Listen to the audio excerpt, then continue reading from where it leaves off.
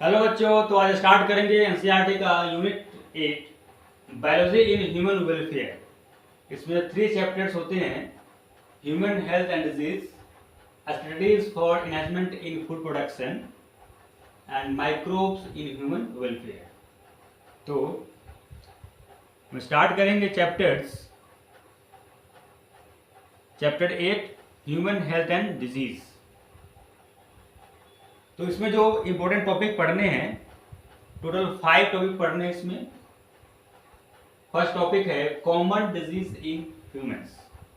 तो ह्यूमन में कौन कौन से डिजीज होते हैं इसके बारे में पढ़ने हैं। सेकेंड टॉपिक है यूनिटी। तो बॉडी का यूनिटी कैसे बनता है, कैसे वर्क करता है, इसके बारे में जानेंगे। थर्ड टॉपिक है एड्स के बारे में जानेंगे।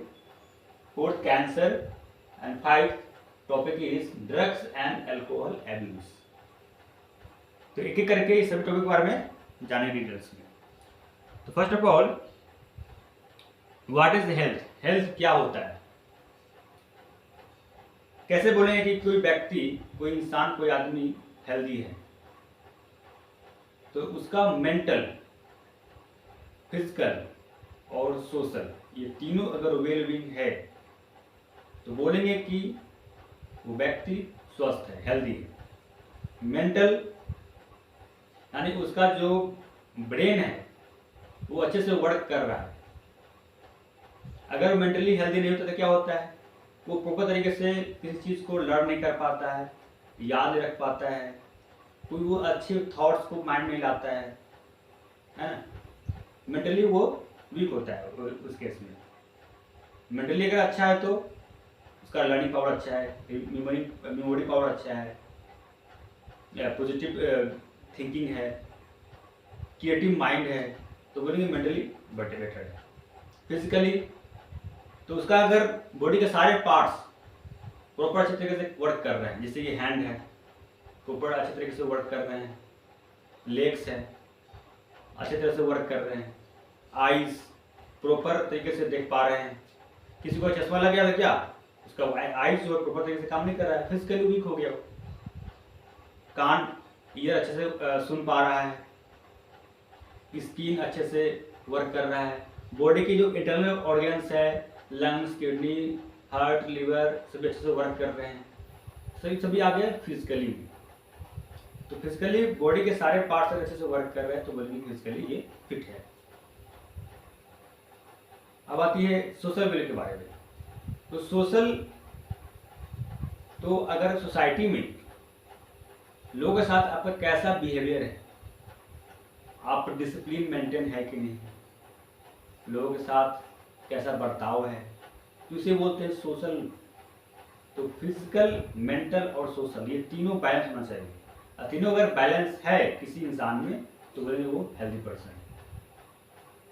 ठीक है।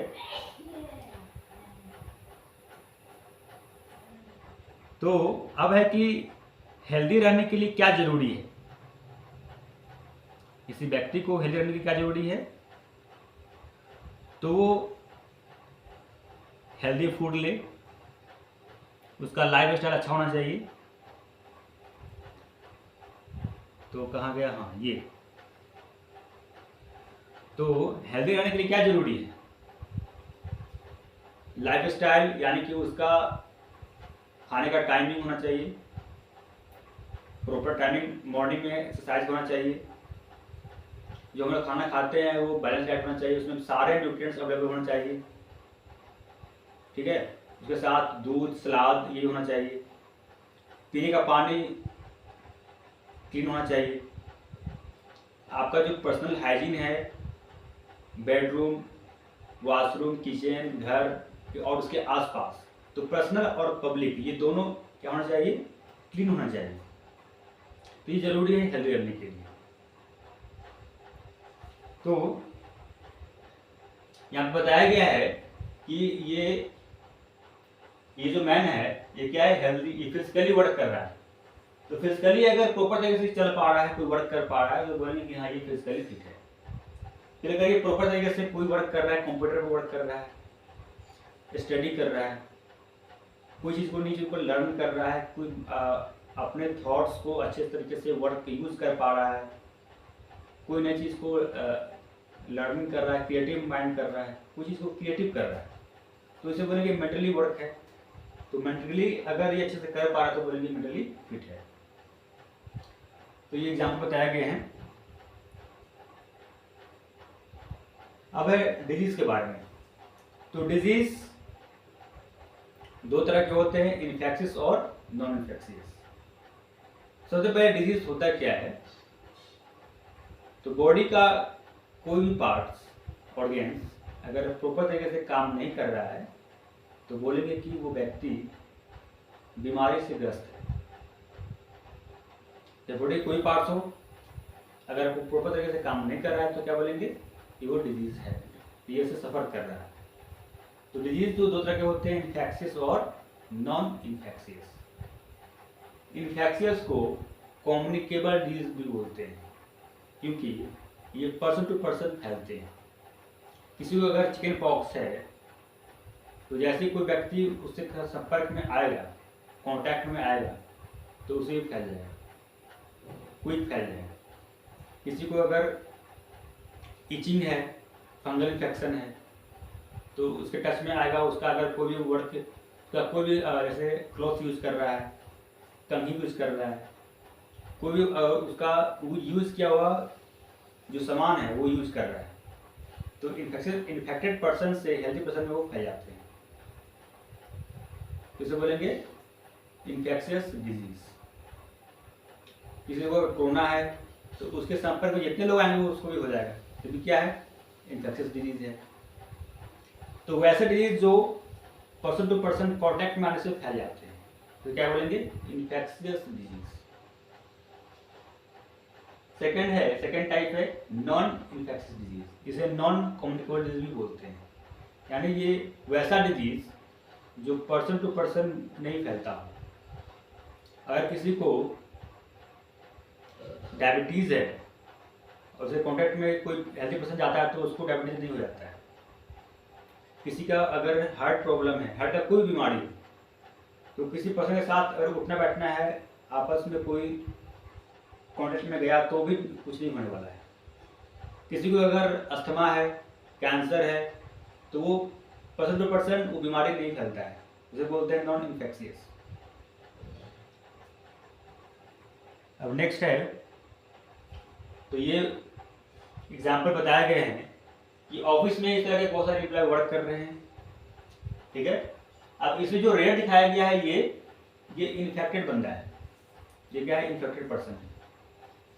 सपोज इसको मान लीजिए कोई बीमारी है निमोनिया। अब जब ये खांसेगा छींकेगा ऑफिस में बैठा हुआ है तो इसके माउथ से जो ड्रॉपलेट्स है वो पूरे में फैल गए आसपास में, और ये सभी इनहेल करेगा तो क्या हुआ, इस सभी को निमोनिया हो जाएगा। तो इस तरह से इन्फेक्टेड पर्सन से हेल्दी पर्सन में डिजीज फैलते हैं, ठीक है।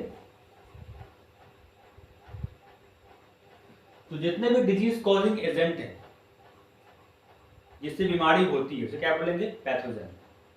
तो बैक्टीरिया, वायरस, प्रोटोजोआ, फंगी, इसे सभी क्या है, पैथोजन है। इससे क्या होते हैं, बीमारी फैलती है। तो डिजीज कॉजिंग एजेंट क्या बोलेंगे, पैथोजन। इससे क्या होता है, ये ह्यूमन बॉडी में एंट्री करते हैं, किसी भी माध्यम से एंट्री कर सकते हैं। जो पैथोजन होते हैं, डिजीज कॉजिंग एजेंट, ये किसी भी मीडियम से बॉडी में एंट्री कर सकते हैं। फूड के द्वारा, अगर हमारा फूड साफ सफाई नहीं है, अच्छे से उसको ढक के रखते हैं, तो फूड के थ्रू वो जो भी पैथोजन है, बैक्टीरिया हो, फंगी हो, प्रोटोजोआ हो, वायरस हो, फूड के थ्रू बॉडी में आ सकते हैं। अगर वाटर अगर क्लीन नहीं है, साफ सफाई नहीं है, कंटेमिनेटेड वाटर हम ले रहे हैं, तो गंदा पानी से भी क्या होगा, बहुत सारे माइक्रोब्स हमारे बॉडी में आएंगे, पैथोजन आएंगे। हमारा पर्सनल हाइजीन मेंटेन नहीं है, अगर हमारा जो रूम रहने का रूम गंदा है, कपड़े गंदे हैं, अच्छे से मेंटेन नहीं है, तो इसी के थ्रू भी क्या होता है, बहुत सारे माइक्रोब्स अंदर एंट्री कर जाते हैं। वॉशरूम गंदे हैं तो वहाँ से भी एंट्री कर जाते हैं, एयर से भी एंट्री कर जाते हैं। तो किसी भी मीडियम से हमारे बॉडी में पैथोजन एंट्री कर सकते हैं। तो ये कुछ दिखाए गए हैं, ये क्या है, पैरासाइट्स। तो ये पैरासाइट्स क्या है, पैथोजन है। जिससे बीमारी होती है उसे वो क्या बोलेंगे, पैथोजन बोलेंगे। तो सभी पैरासाइट जो क्या है, पैथोजन है। तो अब देख रहे हैं कि वो इसमें कुछ बैक्टीरिया भी है और कुछ हेलमिन्थ्स। तो हम बात करेंगे एक करके इसके बारे में अच्छे से। तो इस तरह से किसी भी तरीके से पैथोजन बॉडी में एंट्री कर सकता है। ये आप देख रहे हैं कि इस तरह से ये बैक्टीरिया है, ये माउथ के थ्रू एंट्री कर सकता है। ये जो पैरासाइट है ज़्यादातर इंटेस्टाइन में होते हैं। और ये देख रहे हैं ये फंगी है, तो फंगी ज़्यादातर स्किन में होते हैं, स्किन डिजीज फैलाते हैं ये। तो इस तरह से पैथोजन जो है बॉडी किसी पार्ट में अटैक कर सकता है और किसी मीडियम से वो एंट्री बॉडी के अंदर कर सकता है। ओके, तो बैक्टीरिया, वायरस, फंगी और हेलमिन्थ्स सभी क्या है, पैथोजन है, से बीमारी होती है।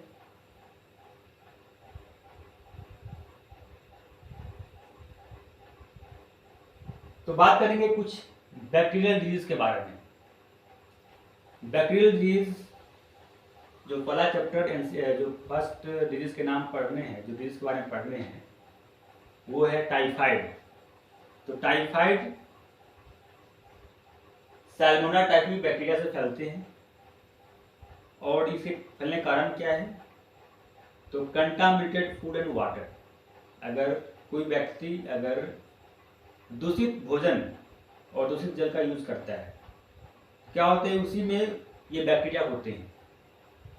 मैंने बताया क्या कि अगर आपका खान पान अगर साफ सुथरा नहीं है तो क्या होगा, बहुत सारे माइक्रोब्स उसके थ्रू आपके बॉडी में एंट्री कर जाएंगे। तो जो सैल्मोना टाइफी बैक्टीरिया है ये दूषित भोजन और दूषित जल के थ्रू हमारे बॉडी में फैलते हैं, इसे बोलते हैं टाइफाइड। तो फर्स्ट टाइम टाइफाइड जो वर्ल्ड में हुआ था उसका स्टोरी क्या है ये जानने है। उसका स्टोरी ये है कि टाइफाइड मैरी नाम की एक औरत थी जो कि खाना बनाती थी, नौकर थी, और वो गंदे हाथों से ही खाना बनाते थे। अच्छे से हैंड वॉश नहीं करते थे, जो किचन में जो कपड़े वगैरह होते हैं अच्छे से वॉश नहीं करते थे। इसकी वजह से क्या हो गया, बहुत सारे माइक्रोब्स जो है वो फूड में एंट्री कर गए और उसकी वजह वो फूड जितने लोग खाए सभी को टाइफाइड हुआ। तो फर्स्ट टाइम जो वर्ल्ड में फैला था वो टाइफाइड मैरी नाम की औरत की वजह से ही फैला। इसने जो गलती की उसी वजह से क्या हुआ, ये टाइफाइड ये फैल गया। तो इसीलिए बोलते हैं क्या है, इसी के नाम पे टाइफाइड रखा गया। तो ये कंटामिनेटेड फूड एंड वाटर से फैलते हैं, इसीलिए साफ सफाई बहुत ही इंपॉर्टेंट है। तो क्या क्या सिम्टम दिखेंगे जिसको टाइफाइड हो गया है, उस व्यक्ति के पर्सन के अंदर क्या क्या सिम्टम दिखेंगे। तो उसे हाई फीवर रहेगा, उसके वीकनेस होगा, क्या होगा, बॉडी कमजोर हो जाएगा। तो जिसको टाइफाइड होता है उसका इम्यूनिटी काफ़ी वीक हो जाता है और इसकी वजह से क्या होता है, बॉडी काफ़ी कमजोर हो जाते हैं। जिसको टाइफाइड होता है देखना उसके शरीर काफ़ी दुबले पतले हो जाते हैं और रिकवरी में काफ़ी लंबे समय लगते हैं, क्योंकि डायरेक्ट वो बॉडी का जो इम्यून सिस्टम है उसको वीक कर देता है। फिर क्या है, थर्ड जो सिम्टम है, स्टोमक पेन, पेट काफ़ी दर्द करेगा। फोर्थ कंस्टिपेशन, यानी कि स्टूल अच्छे से पास नहीं होगा, ठीक है। हेडेक, सर भारी रहेगा, सर दर्द करेगा। लॉस ऑफ एपेटाइट, मतलब भूख की कमी रहेगी, भूख नहीं लगेगा। तो ये जो सब सिम्टम जब देखेंगे बॉडी के अंदर, तो इससे हम लोग क्या करेंगे कि ये टाइफाइड है ना। नेक्स्ट है, इसे कैसे टेस्ट करते हैं। तो इसे डायग्नोस करने के लिए जो टेस्ट करते हैं उसका नाम है विडाल टेस्ट। तो ब्लड के सैंपल लेते हैं और लैब में माइक्रोस्कोप से देखते हैं। इसके बाद तो उसमें दिखते हैं बहुत सारे सैल्मोनेला टाइप के बैक्टीरिया उसमें दिखते हैं। तो इससे प्रूफ करता है कि इसमें उसको इस पेशेंट को टाइफाइड हो गया है। अब नेक्स्ट डिजीज है निमोनिया। निमोनिया क्या है? बैक्टीरियल डिजीज है। ये स्ट्रेप्टोकोकस न्यूमोनियाई और हीमोफिलस इन्फ्लुएंजाe, ये दो बैक्टीरिया के नाम है। स्ट्रेप्टोकोकस न्यूमोनियाई और हीमोफिलस इन्फ्लुएंजाe दो बैक्टीरिया के कारण होते हैं। इसमें क्या होता है? इसमें लंग्स का जो एल्विलाई है वो इन्फेक्ट हो जाता है। तो ये कैसे होते हैं? आप देख रहे हैं कि इसमें क्या है, जो लंग्स दिखाया गया है, तो ये क्या होता है? लंग्स का जो एल्विलाई है, ये क्या है? एल्विलाई क्या होता है? इसमें बहुत सारे फ्लूइड भर जाते हैं और इसकी वजह से क्या होता है? सांस लेने में दिक्कत होती है। तो लंग्स का मेन काम ही है, जो हम लोग जो सांस लेते हैं, ऑक्सीजन लेते हैं, वो लंग्स ब्लड में मिक्स करता है और वो ब्लड जो है फिर ऑक्सीजन को सारे बॉडी के पार्ट्स में कैरी करता है। तो जब हमारा लंग्स में ही पानी भर गया, एल्विलाई में ही पानी भर गया, तो उससे क्या होगा कि सांस लेने तो दिक्कत होगी, ऑक्सीजन की भी कमी होगी। जो ऑक्सीजन जो लंग्स की वजह से जो ब्लड जाता था वो वहाँ पे नहीं, वो अच्छे प्रॉपर तरीके से नहीं जा पा रहा है, क्योंकि रास्ते में क्या, रास्ते में लिक्विड आ गए, तो वो काम प्रॉपर तरीके से नहीं हो पा रहा है। तो बॉडी में क्या होता है? ऑक्सीजन की कमी हो जाती है, सांस लेने में भी दिक्कत होती है और ऑक्सीजन की भी कमी हो जाती है। तो आप देख रहे हैं ये लंग्स का क्या है? ये नॉर्मल एल्विलाई है जो कि अच्छे तरीके से नॉर्मल तरीके से वर्क करता है। और जो क्या है? अफेक्टेड एल्विलाई है। ये जिस पर्सन का निमोनिया हो गया उसका क्या है? एल्विलाई है। इसमें दिख रहा है कि इस तरह से इसमें लिक्विड भर गए। इसके जो एल्विलाई है उसके वॉल इन्फेक्टेड है और उसमें बहुत सारे पस लिक्विड भर गए। तो इसे क्या क्या सिम्टम है, निमोनिया के क्या क्या लक्षण है? तो पहला है फीवर रहेगा, फीवर तो कॉमन है, चिल्स, ठंड लगेगा, कफ तो रहेगा ही रहेगा, हेडेक, सिर में दर्द रहेगा। तो कफ तो होगा ही होगा, छींक भी आएगी और सांस लेने में दिक्कत भी होगी। तो सांस मैंने जो बताया कि जो लंग्स जो प्रॉपर तरीके से वर्क नहीं कर पाता है, यानी कि ऑक्सीडेटेड जो ऑक्सीजन है वो ब्लड में डिफ्यूज होता है, वो अच्छे से नहीं हो पाता है, इसलिए बॉडी में ऑक्सीजन की कमी आती है, जिसकी वजह से जिसके जो नेल होते हैं पेशेंट के, नेल और लिप ये ब्लू हो जाते हैं। तो जितना ज़्यादा ब्लू होगा उतना ज़्यादा निमोनिया बढ़ा हुआ है। अगर कम है तो निमोनिया कम है, ज़्यादा डीप ब्लू दिख रहा है तो काफ़ी ज़्यादा बढ़ गया है। ठीक है, तो डिपेंड करता है कितना इन्फेक्शन फैला हुआ है। नेक्स्ट है कि कैसे फैलते हैं। तो ये क्या है? एक ड्रॉपलेट इन्फेक्शन है। मतलब जो ड्रॉपलेट्स जो होते हैं, जो खांसने छींकने से, जो माउथ से, जो नाक से जो ड्रॉपलेट्स निकलते हैं, एयर फैल जाते हैं, एयरसोल उसको बोलते हैं। जैसे फॉगी होते हैं इस तरह का फैल पूरे फैल जाते हैं। और जो व्यक्ति जो उसको इनहेल करेगा, कोई अगर हेल्दी पर्सन उसको इनहेल करेगा तो क्या होगा? उसे भी निमोनिया हो जाएगा। और क्या है कि अगर कोई इन्फेक्टेड पर्सन का जूठा ग्लास यूज कर रहा है, कोई इन्फेक्टेड पर्सन का जो ग्लास से जो पानी पीते हैं और वही ग्लास से कोई और हेल्दी पर्सन पानी पी रहा है, तो इसीलिए ग्लास शेयरिंग नहीं करना चाहिए। कभी भी पर्सनल चीज़ को शेयरिंग नहीं करना चाहिए। जो गिलास है, तो ये इन्फेक्टेड पर्सन है और एक गिलास से पानी पी रहा है, फिर गिलास को ये रख दिया, कोई दूसरा व्यक्ति आया, फिर गिलास से पानी पिया, तो उसको भी हो गया निमोनिया। तो इस तरह से ग्लास को शेयरिंग करने से भी होता है, किसी का जूठे बर्तन यूज करने से भी हो सकता है, खांसने छींकने वक्त जो ड्रॉपलेट्स जो एयर में फैल जाते हैं, उसे जो हेल्दी पर्सन जो इनहेल करेगा उससे भी हो जाएंगे। इसीलिए हमेशा कभी भी पब्लिक प्लेस में जब जाए भीड़ भाड़ इलाकों में तो हमेशा मास्क यूज करें, क्योंकि किस व्यक्ति को क्या डिजीज है कोई इसका कोई पता नहीं। तो वो जब खांसता छींकता है तो वो एयर उसके जो बहुत सारे ड्रॉपलेट्स फैल जाते हैं, और वो जब इनहेल करेगा तो क्या होगा, बीमारी हो जाएगी। ठीक है, तो ये इम्पोर्टेंट दिखाया गया यहाँ पे कि ऑफिस में 4 लोग हैं और एक पर्सन को क्या हो गया है, निमोनिया हो चुका है, और जब ये खांस छींक रहा है तो ये सारे लोगों को फैल रहा है इस तरह से। तो खांसने छींकने से, ग्लास शेयरिंग करने से, जूठे बर्तन का यूज करने से, इससे क्या होते हैं, निमोनिया फैलते हैं। तो बैक्टीरिया के बारे में हम लोग जान चुके हैं, बैक्टीरिया से होने वाले सारे डिजीज के बारे में हम जान चुके हैं। अब है वायरल डिजीज के बारे में। तो वायरल डिजीज के बारे में जो एग्जैक्टली बताया गया है वो है कॉमन कोल्ड। नाम तो है कॉमन कोल्ड, लेकिन ये क्या है, वायरल डिजीज है।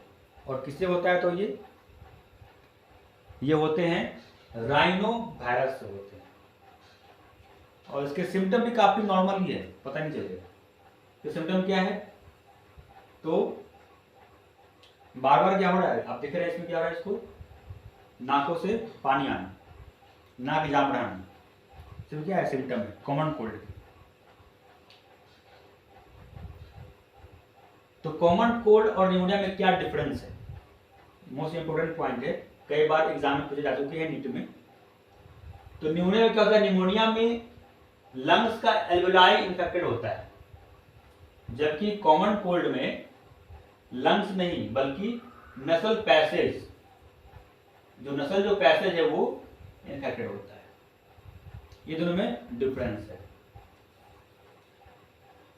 तो क्या क्या इसके सिम्टम है कॉमन कोल्ड के। कॉमन कोल्ड पहला सिम्टम है नसल कंजेशन, मतलब नाक जाम रहेगा, है ना, नाक जो नाक है वो ब्लॉकेज रहेगा। जो हम लोग एयर जब इनहेल करते हैं तो प्रॉपर जगह से वो ले नहीं पाते हैं, क्योंकि वो अंदर ब्लॉकेज हो गया है, बहुत सारे उसमें इकट्ठे हो गए, बहुत सारे उसमें। नसल डिस्चार्ज, बार बार नाक से पानी वगैरह आना, डिस्चार्ज होते रहते हैं। सोर थ्रोट, मतलब गले में खराश, कहते हैं ना गले में खराश एकदम, तो क्या होता है, आवाज़ भारी हो जाता है, आवाज़ एकदम डिफरेंट हो जाता है, आवाज़ में चेंज होता है, तो अरे तुम्हारा आवाज़ कैसे चेंज हो गया तुम्हें, तो क्या पता है गले में खराश हो गया, तो वही है। सोर थ्रोट, हेडेच, सर भारी रहेगा। अब इतना तो नाक से पानी आ रहा है, नाक जाम है और गले में खराश है तो सर तो भारी होगा ही होगा। और क्या है, हॉर्सनेस, वही आवाज़ आवाज़ का गड़बड़ी होना, भारी आवाज़ होना। ठीक है, तो निमोनिया और कॉमन कोल्ड में क्या डिफरेंस है, तो निमोनिया में एल्वेलाई इन्फेक्टेड होता है और कॉमन कोल्ड में जो नेसल पैसेज है ये क्या होता है, अफेक्टेड होता है। अब नेक्स्ट है हेलमंथ डिजीज। हेलमंथ ये क्या है, पैरासाइट है और ये इंटेस्टाइन में होते हैं। तो क्या करता है, जो इंटेस्टाइन में जो भी फूड जो हम लोग खाते हैं उस फूड का जो न्यूट्रिएंट्स है वो ये एब्जॉर्ब करता है, हेलमिंथ्स। तो कई बार आप देखते हैं कि सुनते हैं कि बच्चे को पेट में कीड़े हो गए हैं, तो क्या है, यही है, पेट में कीड़े हो जाते हैं। तो बच्चा खाते पीते तो हैं बट वो उसको बॉडी लगता नहीं है, बॉडी कमजोर है, तो अरे तुम्हारा बच्चा ही इतना बच्चे से खाता पीता है सब कुछ, फिर भी बॉडी में खाने लगने लगा है इसके, तो खाने तो ये सब खा जा रहे हैं इसके पैरासाइट्स। बच्चे जो खाना खा रहे हैं तो सारे खाने पेट में हेलमिंथ्स खा जा रहे हैं, तो बॉडी उसका कैसे वो डेवलप करेगा। तो क्या करते हैं, बच्चे को कीड़े की दवाई देते हैं, है ना, तो बोलते हैं एल्बेंडाजोल टैबलेट आता है, तो क्या होता है, पेट के कीड़े को मारने यूज करते हैं। तो इसके नाम है एस्केरिस और विचेरिया। तो हेलमिंथ्स जो डिजीज है, हेलमिंथ्स में 2 डिजीज के बारे में पढ़ने हैं, एस्केरिसिस और विचेरिया। तो फर्स्ट देखेंगे एस्केरिसिस। एस्केरिसिस के क्या क्या सिम्टम है? Internal bleeding. तो देखो, अब जो हेलमिंथ्स जो पैरासाइट्स है वो इंटेस्टाइन में होते हैं, तो इंटेस्टाइन में जितने फूड होंगे सभी को वो तो क्या करेगा, वो एब्जॉर्ब करेगा, वो फीडिंग करेगा, और ये जो आंत का जो इंटेस्टाइन का जो वाल है उसको भी डैमेज करेगा। तो जिसकी वजह से क्या होगा, उसके अंदर इंटरनल ब्लीडिंग होगा। ठीक है, ये हो गए। सेकेंड है मस्कुलर पेन। मसल्स जो है पेन करेंगे, मसल्स पेन करेंगे, क्योंकि अब जितना न्यूट्रिएंट जो है इसमें ये बॉडी के लिए जरूरी है, और वो तो सारे यही खा गया, तो बॉडी को मिल नहीं रहा है। तो बॉडी को मिल नहीं रहा है तो फिर वहाँ बॉडी में एनर्जी नहीं आ रहा है, तो हम मसल्स भी पेन करेंगे। तो मसल्स को क्या चाहिए, मसल्स को वहाँ पे ग्लूकोज वगैरह चाहिए प्रॉपर वर्क करने के लिए। थर्ड सिम्टम है फीवर। फीवर होगा, नॉर्मल है, फीवर तो सब सारे डिजीज में होते ही होते हैं। एनीमिया। अब क्या होगा, इसमें खून की कमी होगी, ब्लड की कमी होगी, क्योंकि जितने भी न्यूट्रिएंट्स हैं वो सारे पैरासाइट्स ले लिए हैं, एब्जॉर्ब कर लिए हैं, तो बॉडी को मिल नहीं रहा है, इसलिए क्या होगा, खून की कमी हो जाएगी। हम जितने अच्छे भोजन खा रहे हैं वो सारे सभी ये पैरासाइट्स ही ले जा रहे हैं, तो बॉडी में कुछ लग नहीं रहा है। ओके, नेक्स्ट जो सिम्टम है वो है ब्लॉकेज ऑफ इंटेस्टिनल पैसेज। अब ये क्या है कि अब बहुत ज़्यादा उसमें धीरे धीरे उसके नंबर बढ़ते हैं, जो पैरासाइट्स है वो 1 से 2, 2 से 4, 4 से 8 उसके नंबर बढ़ रहे हैं। तो क्या होता है कि जो इंटेस्टाइन है उसका जो रास्ता वो ब्लॉकेज कर देगा वो। तो ये सभी सिम्टम है जिसकी वजह से हम ये डायग्नोस कर सकते हैं कि हाँ, इस पेशेंट को ये एस्केरिसिस डिजीज हो चुका है। अब ये कैसे फैलते कैसे हैं, ये आप देख रहे हैं कि इस तरह के घर के पीछे या आसपास में इस तरह से बहुत सारी गंदगी होती है, बहुत सारे कचरे हैं, वेस्टेज है, और तो बहुत सारे मक्खियाँ जो है ये बढ़ा रही है। अब यही मक्खी जो है घर में आती है, तो क्या होता है, घर में जो खाने वाले जो है, जो देख रहे हैं मक्खी, ये जो मक्खी के जितने बॉडी के पार्ट्स हैं सभी पे क्या हो, बहुत सारे जो जितने भी माइक्रोब्स है ये वेस्ट पे, वो ये मक्खी के बॉडी पे चिपक गए सारे माइक्रोब्स, और ये मक्खी जो है एज ए वेक्टर क्या करेगा, एज ए वेक्टर वहाँ पे वर्क कर रहा है, बीमारी को पहुँचाने का काम कर रहा है।